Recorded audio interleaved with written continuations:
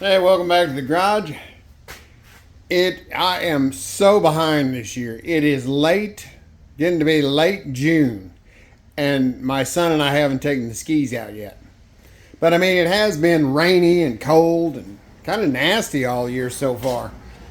Hopefully, we'll get them out this weekend. But there's several things I want to do to mine before then, so I got to get to working on it this week and get it ready to go. What we're going to do is, I was reading over the winter how important drilling your water box is. Well, mine didn't have I don't have the angled hoses for mine, so I welded some 90-degree outlets on the water box that's in the ski. And I would have to cut those off to end up drilling it. So what I did was got an 86 model water box, which was different than all the rest. It flows better as is, already has the fittings aimed toward the rear of the ski, so my straight hoses should work.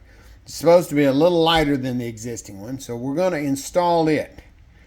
And while we've got stuff out, we're going to go ahead and pull the motor out because my starter drive is not working very well. About half the time when you hit the button, it just spins, so the one-way clutch is not engaging in it. So we'll take the flywheel off, put the starter drive in. While we're in there, we're going to advance the timing a couple of degrees. And while we've got the engine out, we're going to flip it over and install a pump stuffer on the bottom from Pro Watercraft. This is supposed to make quite a difference in the way it runs, top speed, the way it hooks up. So going to add that in. So right now we just need to start tearing everything apart. So what we need to do here first is get the battery out. Then we'll take the tank out and the exhaust. Then we can get up there, pull the water box out. And then we'll disconnect the wiring and the fuel system, unbolt the engine, and get it out of there. Okay, the water box is out. This is the one that was in there. And see, I've welded on these 90s, which I'd have to cut this one off and drill through there. So I'm not sure. There's a little bit of weight difference. I have to actually get the scales out. I think most of it is these big rubber pads on the bottom. But you could wrap a little turf around this just to pad it where it touches the inside of the hull, and it will be fine. But this will be one of the last things that goes in, so I don't know. I may end up cutting that off and drilling it, or I may put that in there. We'll just have to see. Well, there's the engine on the workbench. That wasn't a bad job at all. It took right at an hour to get all that pulled out. Figured this was a good time to clean the bottom of the hull again. Vacuum all the chunks of whatever that is. Probably paint. And gives me a chance to check the bearings on everything. And we'll pull that out to put that pump stuffer in.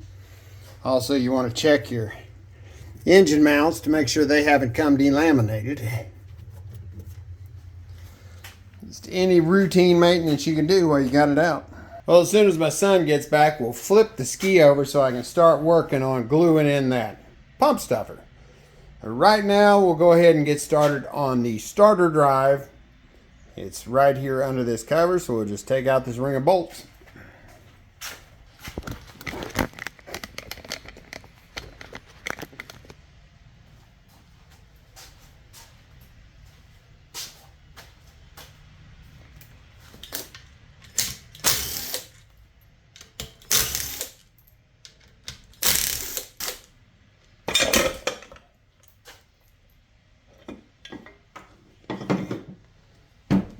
And don't forget, like I did, that it's spring loaded. With that little spring in that hole there, got to launch it off at me. The starter drive is right here, but there's just not enough room to get it out of there. That's where taking the flywheel off comes in. Pull both spark plugs out to where it'll turn. We'll run that just past top dead center and down a little bit. We'll take some clean rope and put down in on top of the piston. And that will serve to gently lock the engine up to where we can get the flywheel bolt off. There we go. Now we need a puller. Okay, you'll want to put something in the hole so you're not pushing directly on the crankshaft. I'm using a 7/16 inch socket. Put that in there because you don't want to damage the end of the crank, especially the threaded area. Take your puller bolts and thread them in the holes. Do not thread very far in because the holes are open and you can thread that right into your stator. So don't thread it in any farther than what the plate there is. Take the rope out. You don't want to leave the rope in because you're going the other direction this time, because the rope could poke into one of your ports and get hung up in there. So we'll run it back up, down just a little.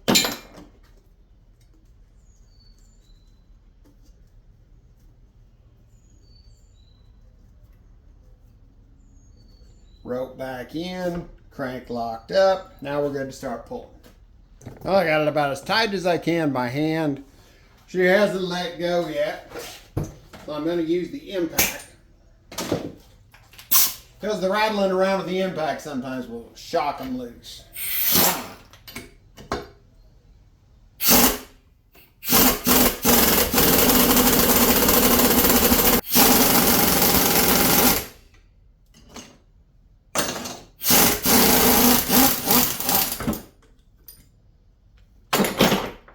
There we go. See what I was saying about the puller bolts? They could end up going all the way through. Okay, what's wrong with this starter drive is when the starter engages, it turns this part right here. And see how that extends that out?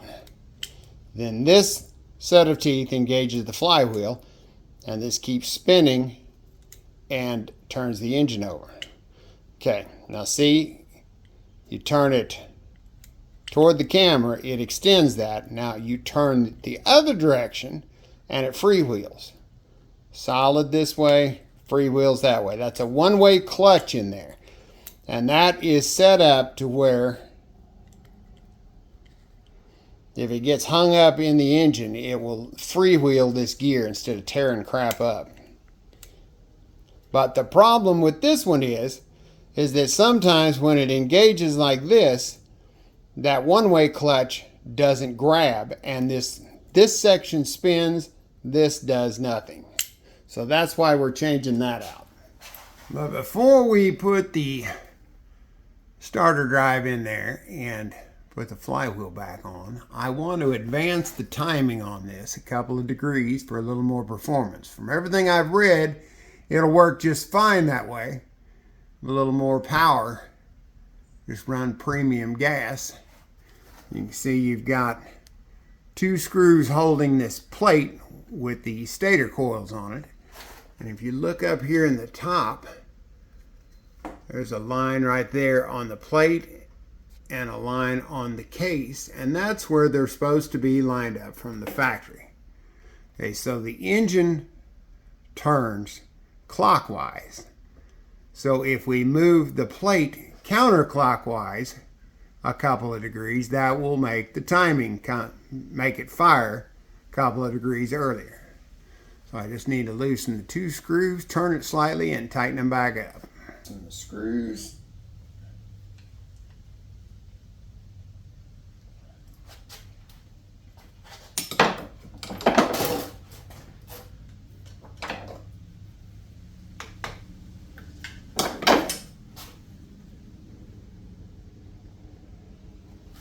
Okay, I've moved it over a little bit.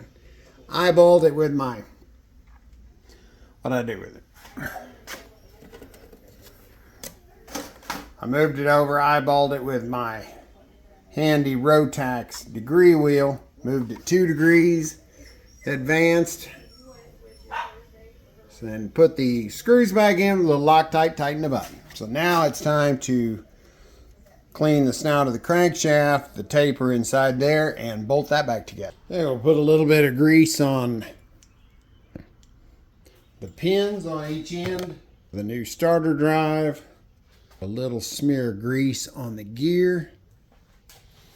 And we'll slide that in place. Make sure your washer is on there.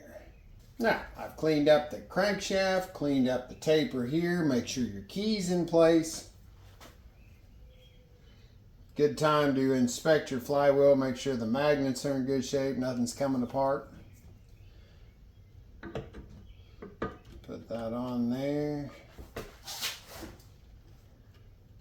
Get the keyway lined up. Yeah, cleaned up the bolt. We'll put just a little bit of thread locker on it.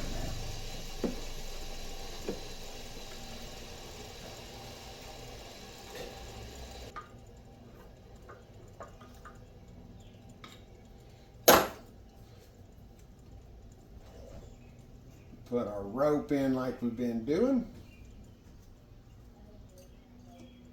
Cinch it up on there. We need to tighten this to 72 foot-pounds.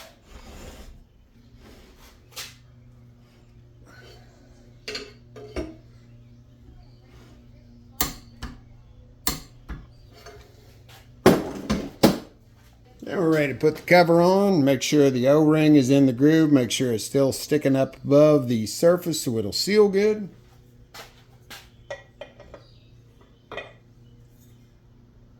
Make sure the spring is still in there.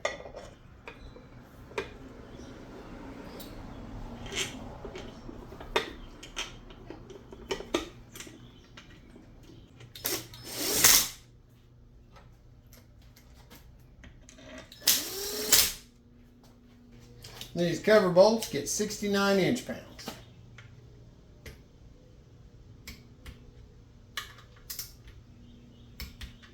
And that's basically it for the engine. She should have a little bit more power and she should start more reliably. So now we'll move on to the hull and the pump stuffer. All right, got the ski turned over. Now it's time to work on that pump stuffer. First thing we need to do is take the intake grate off, just 3 bolts.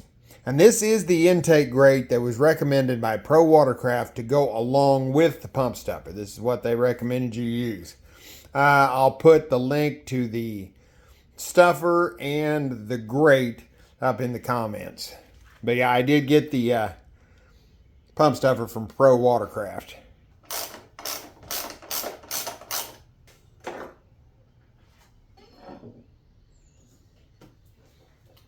Okay, I got the drive shaft pulled out of there.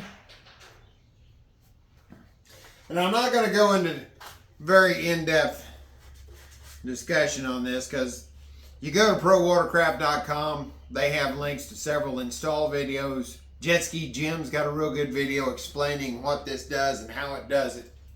So basically you see that big gap under the straight edge as the water goes in through there toward the pump. That causes a low pressure zone. Turbulence slows the water down.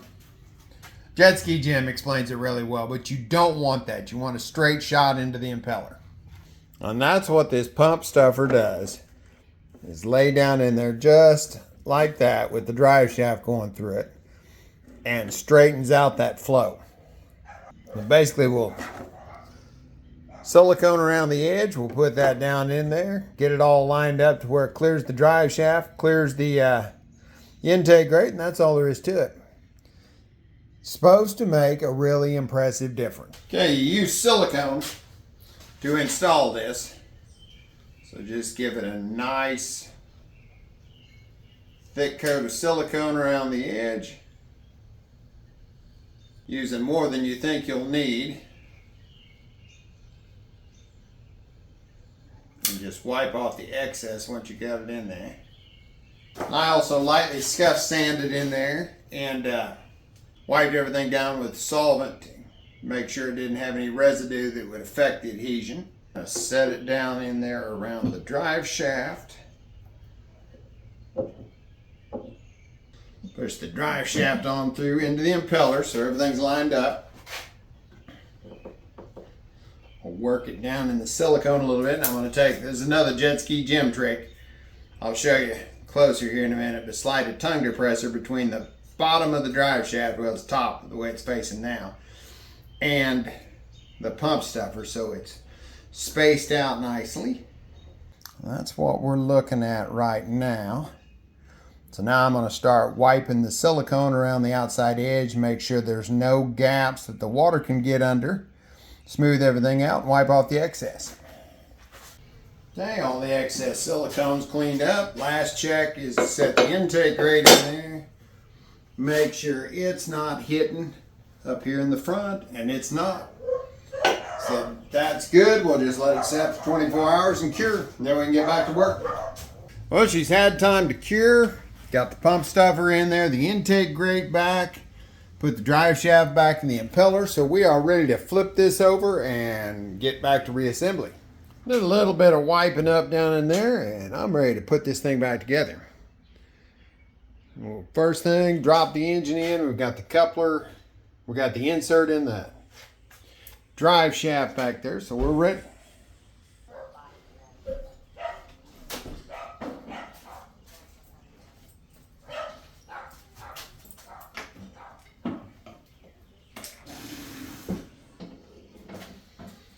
The coupler slid together in the back, and the way you line these up is there is a line going down the front of the flywheel cover. There's a little arrow on the bottom.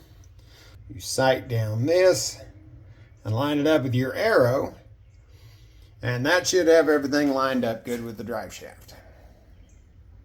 Then you can put your bolts and washers in to hold it in place. All right, got all 4 bolts in. Aligning that coupler up with the drive shaft was about the only fiddly thing on this right now, so I'm gonna just get busy, get everything else hooked back up, because it's just all bolted together and a little wiring. And we'll pick back up when we're putting the newer Waterbox in. Or should I say the older model Waterbox. New to me, but from the first year of the skis. All right, in order to put the Waterbox in there, I've added a couple of pieces of padding, which is that Harbor Freight fatigue mat. Same stuff I use everywhere else on the ski. But that will pad the bottom of that 86 model Waterbox. I got the scale out. That thing is right at 3 pounds heavier than the 86 model. And I'd say most of it is those big rubber feet, but it is definitely heavier. Let's get in there. The hoses I had fit just perfect. Let's see if we can fit the gas tank down in there. Well, I finally have this thing back together.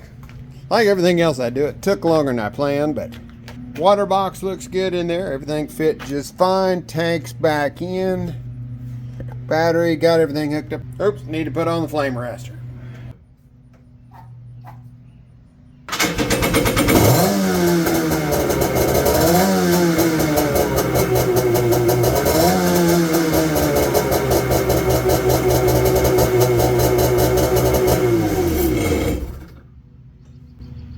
Well, besides the battery sounding a little low, which I need to get it on the charger, she runs pretty good. So this weekend, we'll be taking them out. I'll get some video of that because I want to see if I'm finally faster than Junior. So we'll get some videos out on the water. I think I'll also take my waterproof case and my phone and see what this thing does top speed, because I have never checked that. So be watching for that video. Till then, thanks for watching.